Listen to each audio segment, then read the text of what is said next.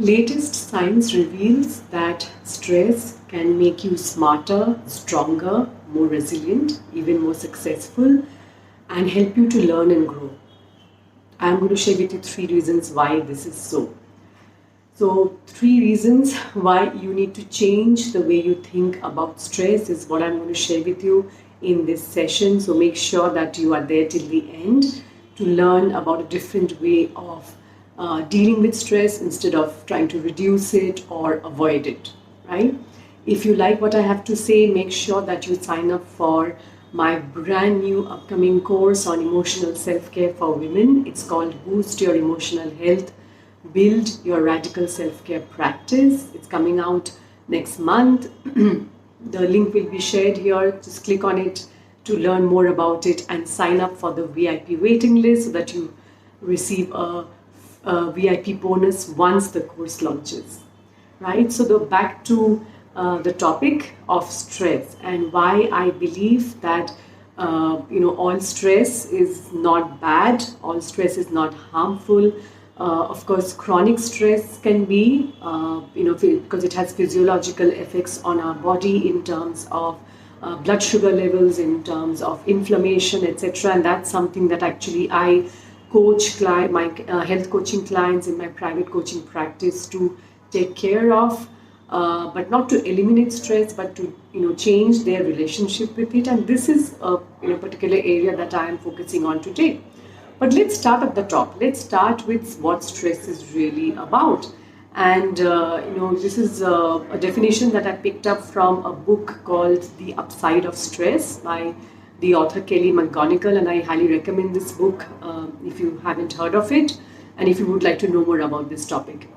So she says stress is what arises when something you care about is at stake, right? So I want you to think about this definition. So imagine that you have an upcoming presentation for any work related stuff, and if you were not really interested, or if you did not really care about how that presentation goes, if you did not really care about how your performance is, or what others think of you, or how you would like to feel after doing that presentation, honestly you would not be stressed about it, right? If you did not care at all, if you were indifferent to how that presentation went, you would not be stressed. The reason you are stressed about this presentation and any other thing that is important to you is because it has some meaning for you, right? It means something to you. That's actually a very different kind of definition for stress.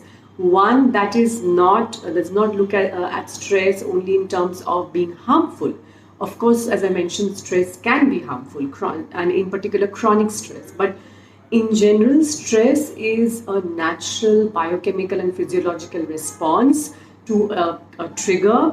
It has helped us to survive over millions of years of evolution. So it is actually vital for survival. And if we can find a different way of connecting with stress in our lives, if we can reframe the way we think about it, if we can see the good in the stress without either trying to label it as good as bad, but if we can embrace the good parts about stress, then we can have a very different kind of stress response, we can have a very different relationship, and we can become more resilient to deal with stressful situations in the future. So stress is most likely harmful when the following situations are present. For example, when it feels that it's against your will, the situation is against your will, of course it is it is harmful and you're quite stressed.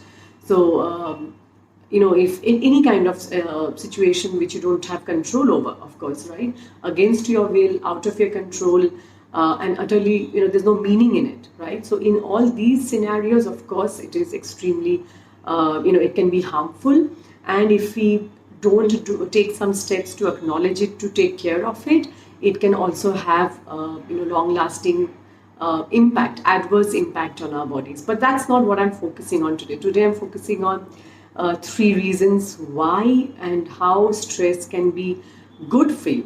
What are the ways that stress can be good for you, right? So the thing is that we perceive stress to be bad, we avoid it at any cost, and what it does is that it impacts our it impacts our ability to take care of and to take action, right? To move forward.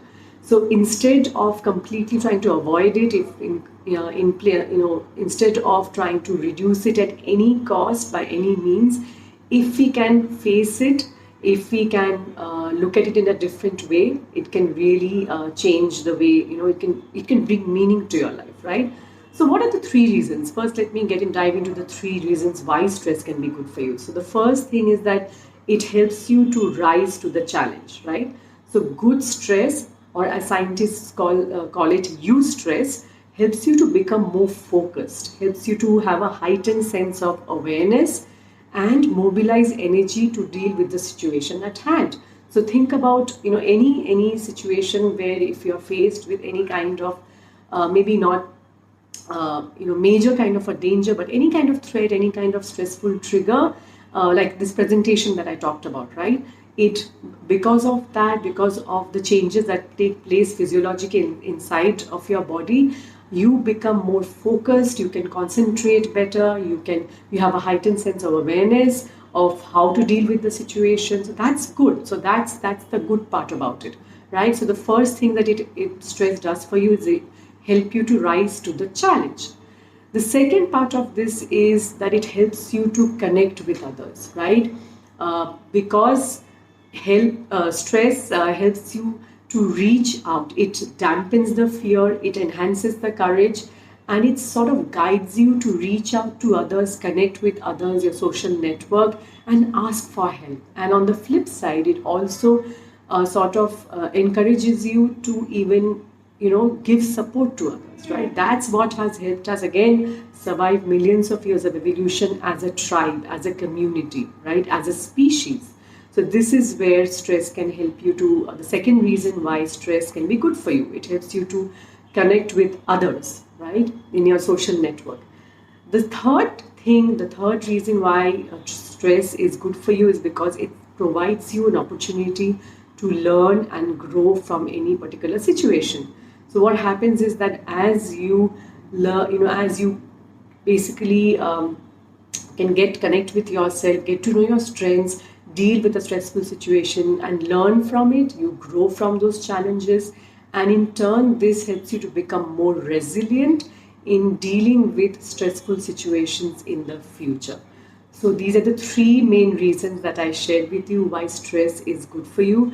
The first one is that good stress, in particular eustress, helps you to become more focused and rise to the challenge, right? It can help you to get prepared to deal with any stressful situation. The second point was that stress helps you to connect with others, expand your social network, and also support others when required. And the third reason that I shared with you is that stress helps you to grow, helps you to learn, and helps you to become more resilient to deal with such issues in the future. So the thing is that you can, in having this in place, and now that you know this, what can you do when you are faced with a stressful situation? So the first thing that you can do is to acknowledge the stress that you are facing, right? Now that you know that all stress is not bad, you don't have to run away from it, you don't have to avoid it at any cost. Instead, if you can find something which is meaningful in that, you can learn from it. So the first step is to acknowledge the stress when you're experiencing it, right? Simply allow yourself to notice what is happening and how it is affecting your body. So notice any tightness in your chest, in your belly. Are your hands getting clammy or wet? So what can be your head throbbing? So what happens? What exactly happens when you feel stress? That's the first thing that you can do. So it's acknowledging it instead of completely trying to avoid it. The second thing that you do, the second action that you can take is to welcome the stress by recognizing that it's a response to something that you care about, right? Can you connect to a motivation behind this stressful trigger or a stressful situation?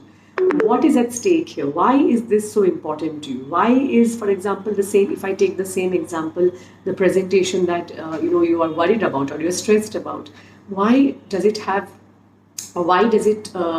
so much of importance for you? Why is it important that you do well in that, right? And there can be so many different reasons, but just connecting to those underlying reasons, underlying motivation can help you to transform your relationship to that stressful situation, to that stress. And the third thing is to use that nervous energy, right? When you're feeling stressed about something, and suppose, for example, again, if we talk about that upcoming presentation as an example, you will notice that you have this nervous energy which makes you feel restless. So maybe you can make use of that energy in a constructive manner rather than trying to, again, wasting the energy, trying to get out of that mess or trying to sort of reduce it. Maybe you can make use of that. Maybe you can use that energy to do something else, or maybe just improve upon your that particular presentation, or sort of just what should I say, shake off the energy by doing some exercise, maybe go for a walk. So there's so many different ways of making use of that energy, but in a constructive manner, right?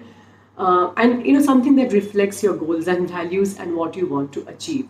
So the important takeaway here is that seeing the good in stress does not mean that you need to give up the awareness that stress can be harmful. Like in certain situations, it can certainly be harmful if if you let it go on for too long, if you don't take steps to